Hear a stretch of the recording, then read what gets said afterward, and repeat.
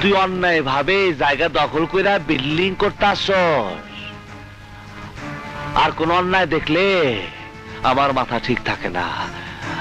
আমার মাথা নষ্ট, কি যে কষ্ট কষ্ট কষ্ট কষ্ট কষ্ট।